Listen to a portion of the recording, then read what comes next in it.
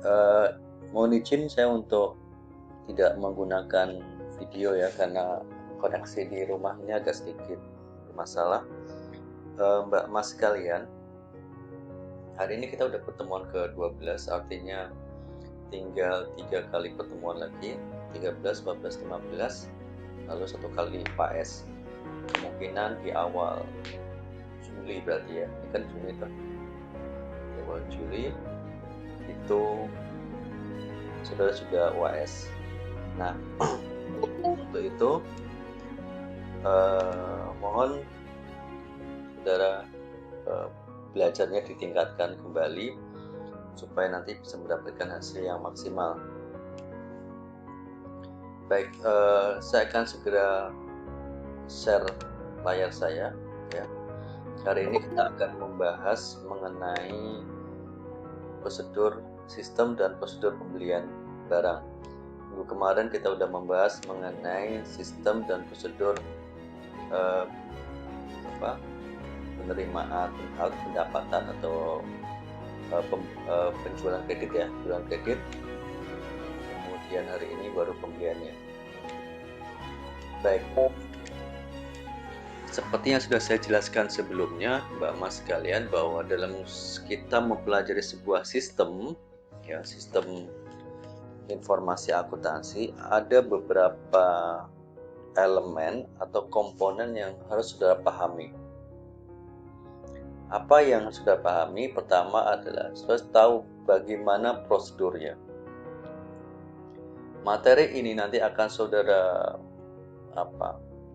pelajari atau saudara bawa di mata kuliah yang lain. Nanti sudah akan belajar tentang sistem lebih lanjut itu di sistem informasi akuntansi tahapan berikutnya. Kemudian sudah akan belajar mengenai sistem lagi itu di praktikum atau sistem informasi akuntansi masalah-masalah khusus. Kemudian di PKL sudah juga akan belajar tentang sistem. Misalkan di PKL sudah nanti buat sistem atau prosedur penjualan tunai pada PT ABC misalkan atau PT XXX misalkan, itu pun nanti kita sudah akan belajar tentang sistem. Nah, untuk mempelajari sebuah sistem, Mbak Mas, pahami satu, bagaimana prosedur sistem tersebut. Kalau kita belajar tentang sistem pembelian, maka pahami bagaimana sih prosedur dari sistem pembelian tersebut. Langkah-langkahnya itu seperti apa, alurnya itu seperti apa. Kemudian informasi kedua yang harus sudah pahami adalah bagian-bagian apa saja yang terkait.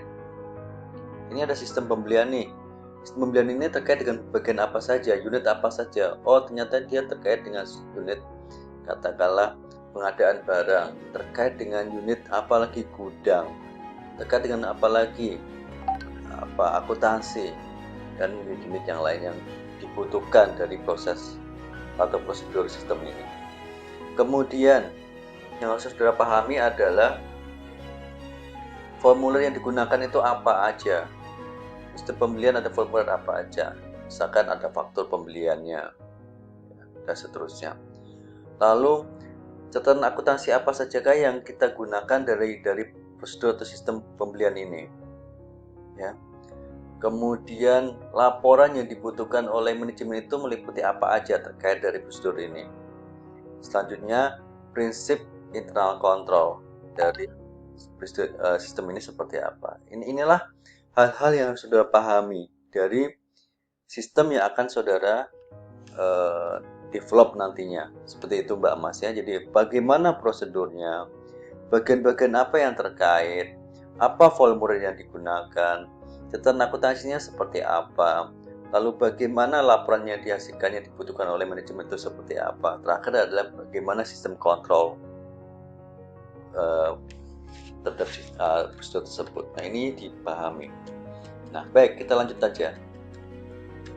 Jadi Mbak Mas sekalian, prosedur pembelian ini adalah suatu prosedur di mana dia dimulai dari apa? Dari adanya kebutuhan barang atau jasa, ya. Bisa bahan baku, bahan setengah jadi, dan bisa bahan jadi, ya. Yang nantinya dibeli dari supplier atau vendor, kemudian diterima dan disimpan di gudang, misalnya seperti itu. Nah, jadi menurut Mulyadi sendiri, sistem atau prosedur pembelian adalah adanya kebutuhan barang atau jasa yang dibeli dan diterima. Nah, prosedur pembelian ini, Mbak Mas, itu meliputi sub-sub prosedur yang lain. Meliputi apa? Prosedur pembelian barang. Ya, bagaimana pembelian barang dari perusahaan kepada vendor atau supplier. Lalu yang kedua adalah prosedur permintaan penawaran harga dan pembelian pemasok. Jadi kan kita nggak bisa asal beli aja, tentu kita harus tentukan mana vendor yang bisa memberikan kualitas barang yang terbaik dan harga yang paling kompetitif di antara vendor-vendor yang lain. Nah, itu ada langkah-langkahnya, ada prosedurnya. Kemudian baru prosedur pembelian barangnya seperti apa. Lalu setelah barang itu dibeli, bagaimana prosedur penerimaan barangnya. Kemudian kalau saat pembelian itu dengan kredit misalkan, maka bagaimana prosedur pencatatan utangnya. Terakhir adalah prosedur distribusi pembeliannya seperti apa. Jadi inilah prosedur yang meliputi dari prosedur atau sistem pembelian, Mbak Mas sekalian. Jadi prosedur permintaan pembelian, prosedur penawaran harga dan pembelian pemasok, prosedur pembelian itu sendiri, prosedur penerimaan barang, prosedur pencatatan, dan prosedur pembelian. Jadi ada 6 prosedur, ada 6 sub prosedur atau elemen yang terkait dari prosedur pembelian atau sistem pembelian tersebut. Kita lihat satu persatu. Tadi sudah dijelaskan bahwa prosedur perintah pembelian ini dilakukan oleh bagian apa? Bagian gudang dengan mengajukan surat permintaan pembelian kepada bagian pembelian. Kenapa kok pada bagian gudang? Karena bagian inilah yang mengetahui jumlah stok barang di gudang berapa. Kalau stoknya sudah menipis misalkan, maka dia bisa mengajukan surat permintaan pembelian barang kepada bagian pembelian. Yang kedua adalah prosedur permintaan penawaran harga dan pemilihan pemasok. Nah, prosedur ini itu dilakukan oleh bagian pembelian. Bagian bertanggung jawab atas transaksi pembelian barang kepada pemasok. Ya, ini digunakan untuk apa? Untuk melihat, menentukan harga barang, kualitas yang paling optimum, ya, yang dibutuhkan oleh perusahaan. Berikutnya adalah order pembelian atau prosedur order pembelian. Nah, ini setelah diterima surat permintaan pembelian, setelah dilakukan penentuan harga dan pilihan pemasok, baru dilakukan order pembelian. Di sini bagian pembelian mengisi apa? Surat order pembelian kepada pemasok yang terpilih. Nah, berikutnya adalah order penerimaan barang. Setelah barang dibeli, kemudian barang dikirimkan dari supplier atau vendor, kemudian diterima di bagian gudang.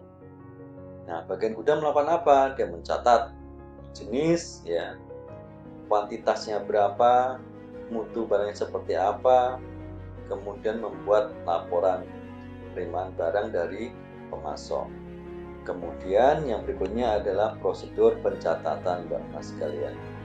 Nah, prosedur pencatatan ini dilakukan oleh bagian apa? Bagian akuntansi. Karena apa? Karena dia berfungsi untuk mencatat utang dari transaksi pembelian tersebut, ya. Dengan cara gimana? Dengan cara membandingkan antara formulir order pembelian, laporan penerimaan barang, dan faktor dari pemasok. Ini adalah bagian pencatatan utang, yaitu bagian akuntansi. Terakhir adalah prosedur distribusi pembelian. Nah, prosedur distribusi pembelian ini adalah distribusi dari rekening yang didebet dari transaksi pembelian untuk pembuatan laporan, Pak Mas sekalian. Nah, inilah gambaran dari jaringan prosedur dalam sistem akuntansi pembelian. Pertama, kalau kita lihat di sini, oke, paham.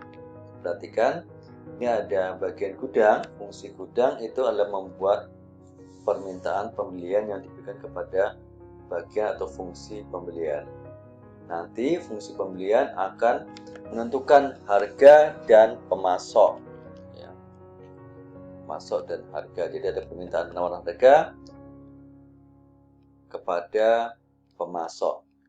Kemudian pemasok akan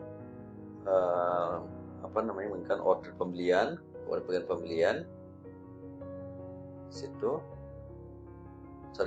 Pemasok akan fungsi pembelian akan memberikan order pembelian pada bagian pemasok. Selanjutnya adalah pemasok ini kemudian mengirimkan barang ya kepada fungsi penerima. Kemudian fungsi penerima akan menyimpan barang di gudang. Sementara fungsi akuntansi akan mencatat terjadinya transaksi pembelian tersebut dan mencatat utang atas transaksi tersebut. Itu dilakukan oleh fungsi akuntansi.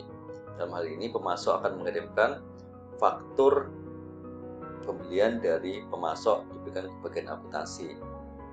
Begitu juga dengan fungsi penerimaan, dia akan memberikan informasi tersebut kepada fungsi akuntansi. Nah, inilah Mbak Mas jaringan prosedur dalam sistem akuntansi pembelian. Yang berikutnya kita lihat sekarang flowchart sistem pembelian itu seperti apa. Nah, ini sekalian saya akan mulai membahas sedikit lah trik-trik atau materi mengenai flowchart.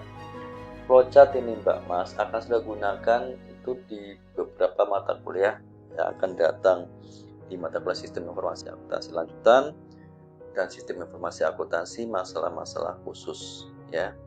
Jadi saudara harus paham. Termasuk nanti juga pada saat saudara membuat PKL, laporan PKL juga banyak tuh ada flowchartnya.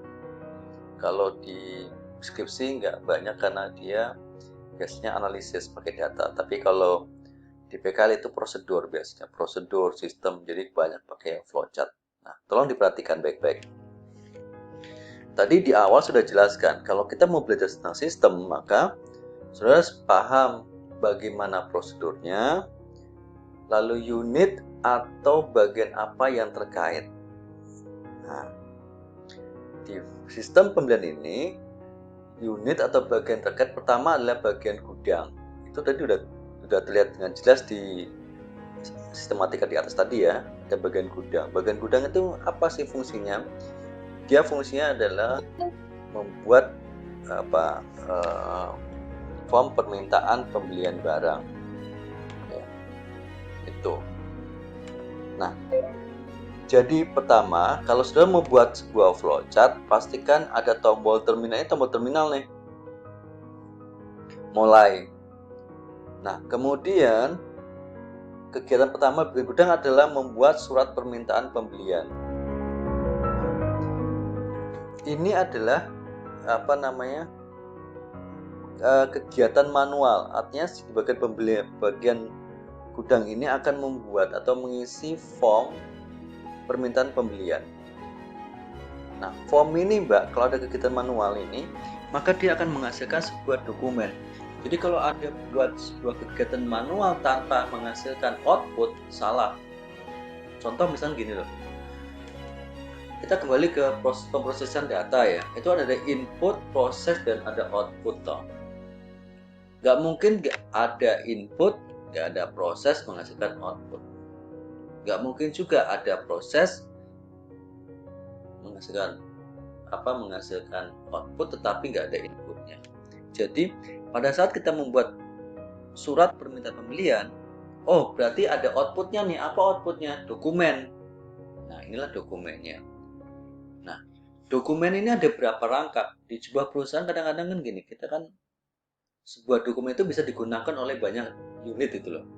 Misalkan dokumen 1, dokumen surat permintaan pembelian itu nanti akan kita kirimkan ke bagian pembelian untuk dilakukan proses pembelian. Artinya dokumen ini rangkap 1 atau rangkap 2? Oh, rangkap 2. Asumsinya gimana? rangkap satu itu diarsipkan di bagian gudang atau dikirimkan ke bagian lain.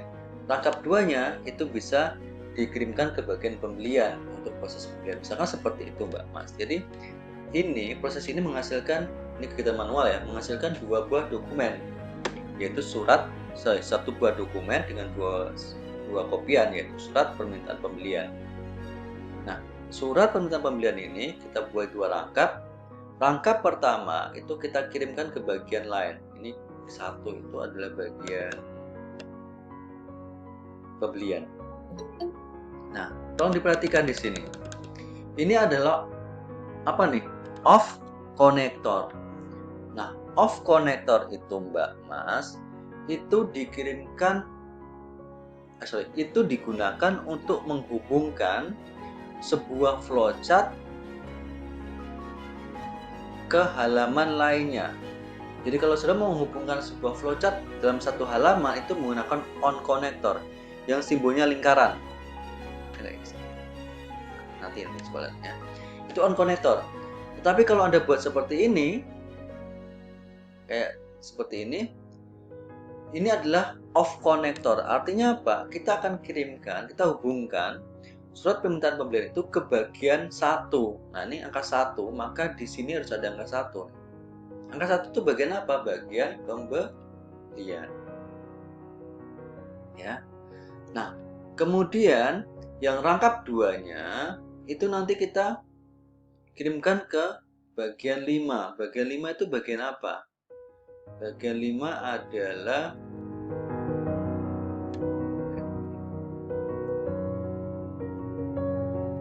bagian 5.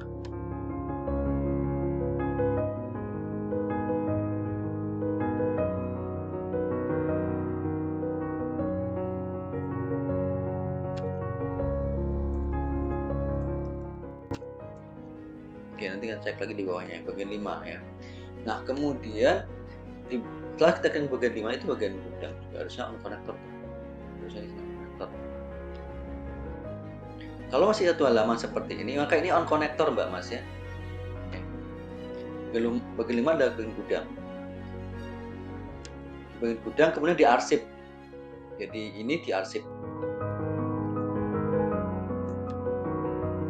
Kita lihat ke satu adalah bagian pembelian. Nah, surat penerimaan pembelian di bagian pembelian ini oleh bagian pembelian dijadikan dasar untuk membuat surat permintaan pembelian. Jadi bagian pembelian itu bisa memproses permintaan bagian gudang untuk membeli barang kalau ada dokumennya. Apa dokumennya? Surat penerimaan pembelian. Kemudian dia buat surat permintaan pembelian dan dia buat penerimaan penawaran harga. Nah, ini dokumen nih Mbak Mas. Dokumen ini kemudian dikirimkan kepada pemasok. Nah, kemudian pemasok akan mengirimkan daftar penawaran harga. Nah, ini di sini keterangannya, ya. Diterima surat penerimaan penawaran harga dari pemasok. Lalu bagian gudang melakukan apa? Dia membuat perbandingan harga antar pemasok. Mana sih harga, kualitas barang yang dibutuhkan itu yang lebih baik, ya, yang lebih kompetitif di antara pemasok-pemasok tersebut. Maka dibandingkanlah di bagian pembelian ini. Maka di sini bagian pembelian akan membandingkan harga antar pemasok. Maka dibuatlah menghasilkan sebuah dokumen namanya adalah perbandingan harga pemasok. Selanjutnya dokumen ini ya dijadikan dasar untuk membuat surat order pembelian. Jadi berdasarkan dokumen penawaran harga tersebut ya, atau berdasarkan dari dokumen perbandingan harga tersebut, maka dibuatlah surat order pembelian harga kepada pemasok terpilih. Nah, ini menarik. Di sini ada on connector. Kenapa on connector? Karena dia digunakan untuk menghubungkan halaman yang sama. Oke, paham ya? Nah, di bagian pembelian lalu membuat surat order pembelian. Di sini rangkap berapa? Rangkap 7. Lalu SPP, SPH, dan PH. Nah, kita bisa lihat informasinya. SPP adalah SPP surat permintaan pembelian, SPH adalah surat penawaran harga, PH adalah penawaran harga. Jadi inilah dokumen yang dihasilkan dari proses pembuatan order satu pembelian itu. Ada 7 surat order pembelian, SPP, SPH, dan PH. Nah, kita lihat distribusinya, Mbak Mas. Jadi pada saat saudara membuat sebuah dokumen, ada sebuah proses manual dan manual, kemudian menghasilkan dokumen. Nah, dokumen ini berapa rangkap? Nah, setelah menghasilkan berapa rangkap, lalu distribusinya kemana aja, itu harus sudah buat di situ. Jadi jangan sampai ada dokumen tapi nggak ada distribusi. Paling nggak nanti dokumen itu diapakan, apakah diarsipkan atau diapain, itu harus jelas. Kemarin itu banyak yang nggak jelas ya. Bahkan ada mahasiswa yang membuat flowchart itu simbolnya tuh kotak aja semua, padahal udah diajarin tuh. Kalau sebuah flowchart itu ada terminalnya, ada dokumen, ada detail manual, ada input, ada output, ada proses, dan masih banyak lagi. Nah, kita lihat sekarang. Surat order pembelian pertama dan kedua itu dikirim ke pemasok. Lalu yang ketiga itu dikirim ke bagian 3. Bagian 3 itu ada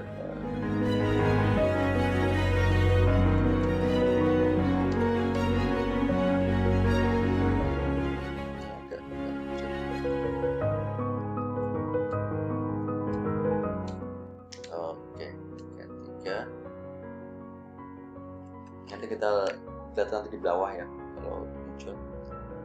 Kemudian 4, 5, 6 itu dihubung 4 kopian yang keempat, yang ketiga itu keempat, ke 5, kopian kelima itu yang kelima juga, hubung kelima. Kemudian yang ke-6 SOP yang ke-6, kemudian SPP, SPH, dan PH itu diarsip di bagian gudang per tanggal ya. Jadi per tanggal. Misalkan sekarang tanggal berapa sih? Tanggal 8 misalkan. Tanggal 8 itu kita arsip permintaan pembelian, surat order permintaan pembelian, kemudian SPP, SPH, dan PH di bagian gudang. Kemudian yang ke-7 SOP pembelian itu diarsip berdasarkan abjad juga di bagian gudang. Nah, nanti setelah kita kirimkan ke kita kirimkan ke bagian pemasok akan mengirimkan barang dan faktur. Lalu faktur itu diberikan atau ke bagian pembelian. Kemudian bagian pembelian akan memeriksa faktur tersebut divalidasi lalu diberikan ke bagian akuntansi seperti itu. Nah, kita lihat di sini di bagian berikutnya ini ada SOP tadi di atas di bagian gudang itu di bagian kredit ya. Kemudian dari pemasok ya, saat pengantar dari pemasok itu kemudian diterima oleh bagian kredit lalu diperiksa kelayakan kreditnya. Membuat laporan penerimaan barang dan menghasilkan laporan penerimaan barang tanggal 1, 2, dan 3 SOP pada 5. Nah, distribusinya seperti itu ya. Jadi hubungkan ke halaman 9. 9 itu di sini. 9 itu adalah bagian gudang. Ya. Nah, yang kedua ini, laporan penerimaan barang kedua ini dikirim ke gudang sama barang. Kemudian 3, 4, 5 laporan penerimaan barang SOP 4 dan SOP yang kelima diarsipkan ya. Kemudian selanjutnya adalah di sini SOP dari 1 bagian pembelian ya, dari 8 dan dari 9 ada bagian kredit 8. Kita cek 8 ya di atas. Nah, 9 itu bagian kredit, 9 tadi. bagian 8. Oh, 8 bagian gudang juga ternyata. 8 bagian gudang 8 juga. 1 itu bagian ini. Nah, kemudian dibandingkan oleh bagian gudang ini faktor dari pemasok dengan SOP dan LPB ya, untuk melihat antara sama tidak antara SOP dan LPB-nya. Nah, kemudian membuat bukti kas keluar. Nah, berarti di sini ada dokumen yang dihasilkan, yaitu bukti kas keluar rangkap 1, 2, dan 3, kemudian SOP, ya, suatu pembelian, LPB, dan faktur. Nah, SOP rangkap 1 itu dijadikan dasar untuk mencatat ke register bukti kas. Kemudian ya rangkap kedua dan ketiga itu nanti dikirimkan ke bagian pengiriman. Ketiga, 4, SOP, LPB, dan faktur itu diarsipkan ke pertanggalnya. Ini adalah arsip bukti kas keluar yang belum dibayar. Nah, sedangkan SOP yang rangkap 2 itu dikirimkan bagian pengiriman barang, lalu bagian pengiriman, kemudian bukti kas keluar tersebut dicatat di bukti kas, ya, register bukti kas, dan diarsipkan, Mbak Mas sekalian. Nah, selanjutnya bagian-bagian apa yang terkait?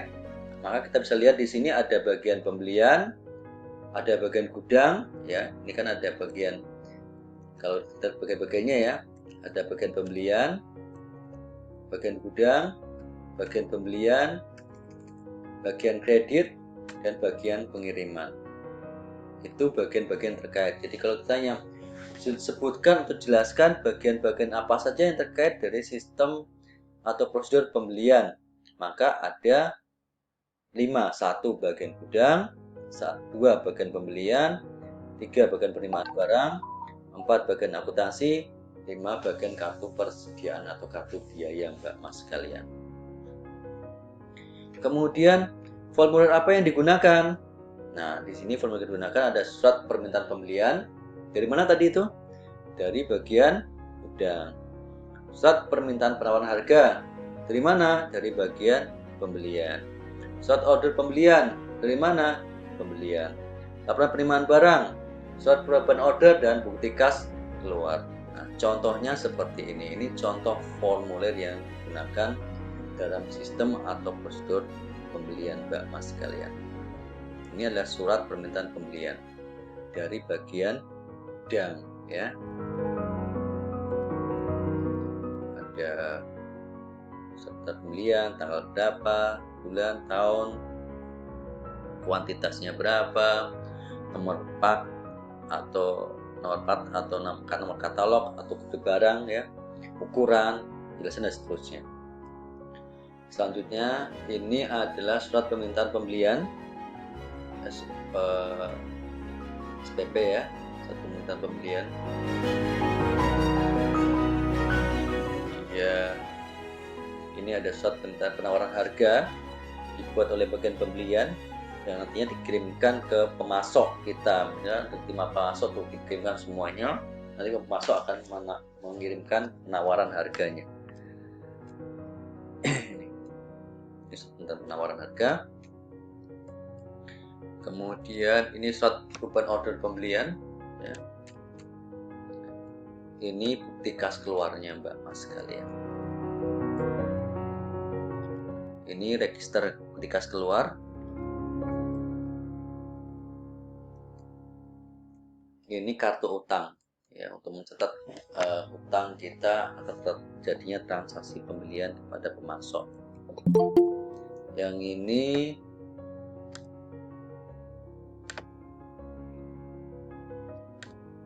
ini adalah surat perubahan order pembelian. Jadi kalau misalkan ada perubahan atas suatu pembelian, maka kita buat surat perubahan order pembelian, Mbak Mas sekalian. Ini bukti register kas keluar, ini mau kredit ya bisa digunakan. Ini laporan pengiriman barang ya.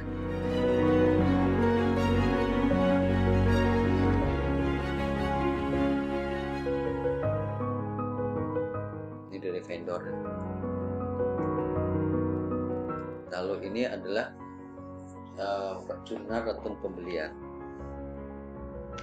Nah, setelah tahu prosedurnya seperti apa, bagian terkait apa saja, dokumen yang digunakan apa, maka berikutnya adalah catatan akuntansi yang digunakan apa untuk sistem ini. Yaitu pertama adalah bukti kas keluar, mencatat terjadinya kas keluar atas transaksi pembelian barang kita. Lalu ada jurnal pembelian, ya mencatat terjadinya transaksi pembelian barang. Asalnya dari mana? Dari permintaan pembelian dari bagian gudang. Ada kartu utang untuk mencatat utang atas terjadinya transaksi pembelian ke vendor, dan kartu persediaan ya untuk mencatat jumlah barang yang ada di gudang kita atau persediaan barang kita. Nah, berikutnya adalah laporan apa sajakah yang dibutuhkan oleh manajemen terkait sistem atau prosedur pembelian barang ini. Pertama adalah laporan itu terkait dengan jenis persediaan yang telah mencapai titik pemesanan kembali atau reorder point. Jadi di bagian gudang itu harus ada reorder point. Berapa sih titik minimalnya? Sehingga begitu mencapai titik minimal, maka kita akan langsung melakukan order pembelian. Contoh misalnya sepatu merek tertentu atau kode tertentu itu titik minimalnya ada 5. Begitu sepatu tinggal 5 pasang, 5 piece, maka kita harus lakukan proses pembelian kembali, reorder kembali. Itu informasi pertama. Ini dibutuhkan oleh manajemen. Ya. Yang kedua adalah order pembelian telah diberikan ke pemasok. Itu meliputi apa saja.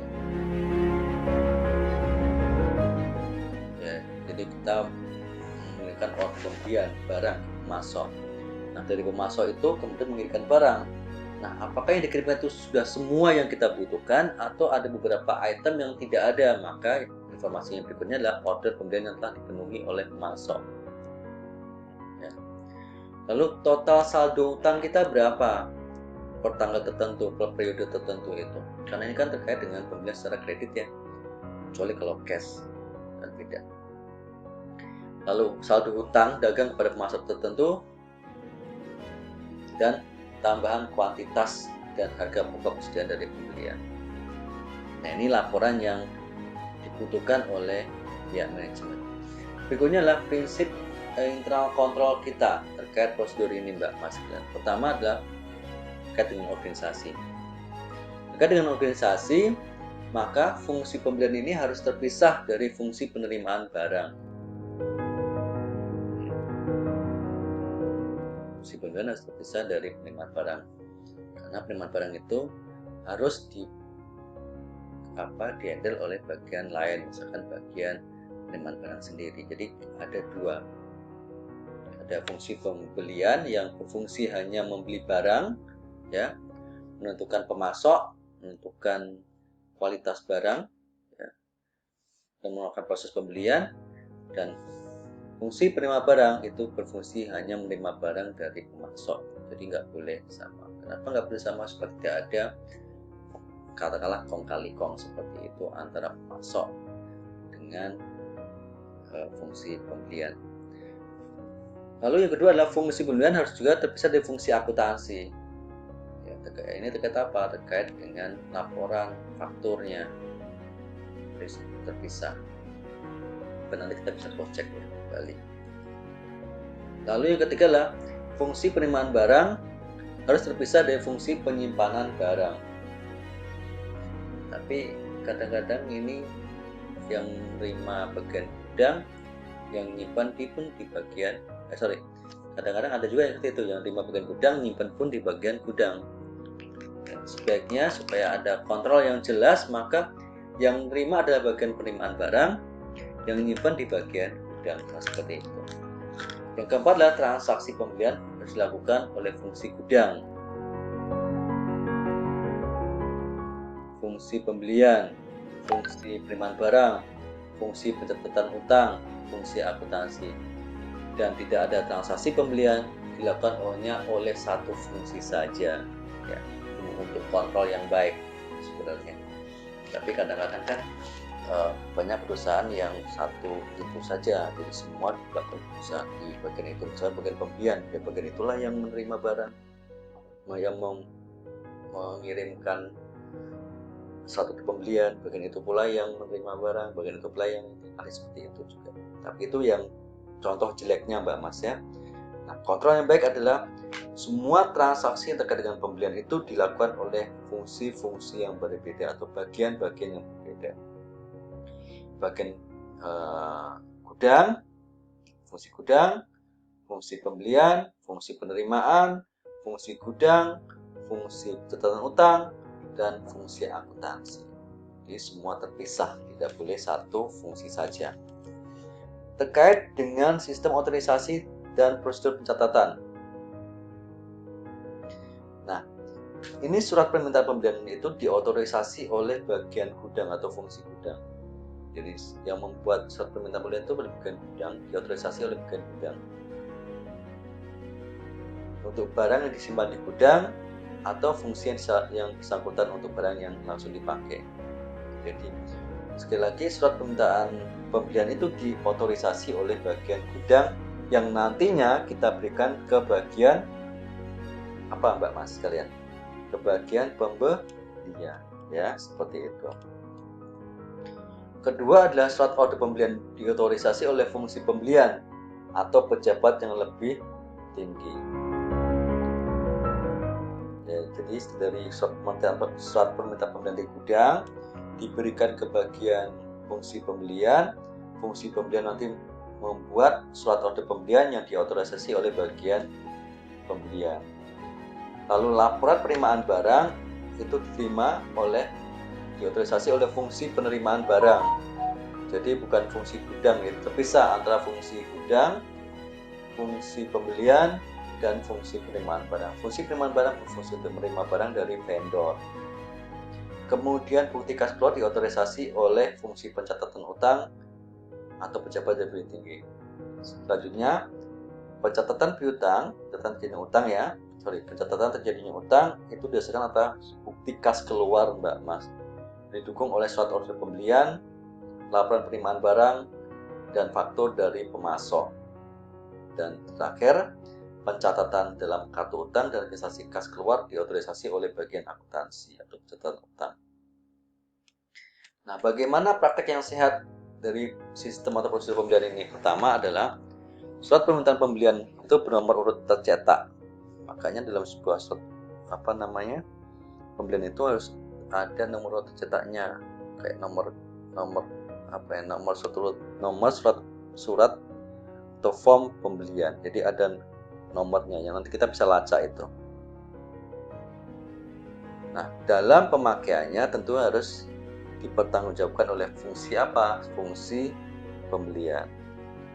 Kalau surat permintaan pembelian itu ada nomor tercetak dan diotorisasi bagian gudang. Kalau surat order pembelian itu ada nomor urut dan diotorisasi oleh bagian pembelian. Laporan penerimaan barang ada nomor urut tercetak dan pemakaiannya dipertanggungjawabkan oleh bagian apa atau fungsi apa? Fungsi penerimaan barang. Nah, kemudian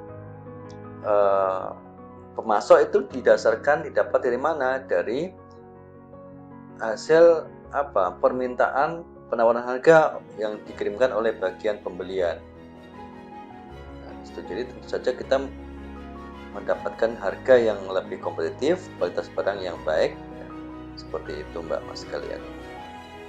Nah, berikutnya adalah barang yang diterima itu nanti diterima oleh bagian apa? Bagian penerimaan barang.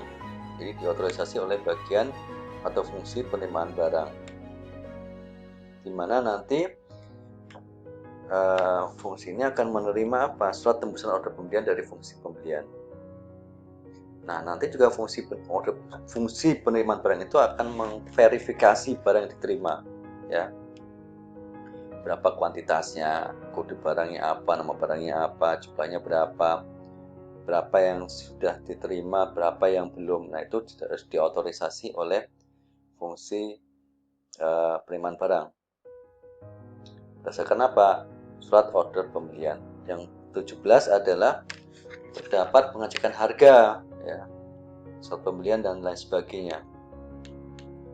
Kemudian pembayaran faktur oleh pemasok dilakukan sesuai dengan syarat pembayaran harga, ya, pembayaran guna mencegah hilangnya kesempatan untuk memperoleh potongan. Dan bukti kas keluar, serta dokumen pendukungnya dicap lunas oleh fungsi pengeluaran kas setelah dicek dan dikirimkan kepada pemasok. Baik, itulah materi kita untuk pagi siang hari ini. Kira-kira ada yang mau ditanyakan nggak ya? Bisa dipahami Mbak Mas sekalian? Bisa? Atau ngantuk? Bisa. Oke. Baik, jadi seperti itu Mbak Mas sekalian ya.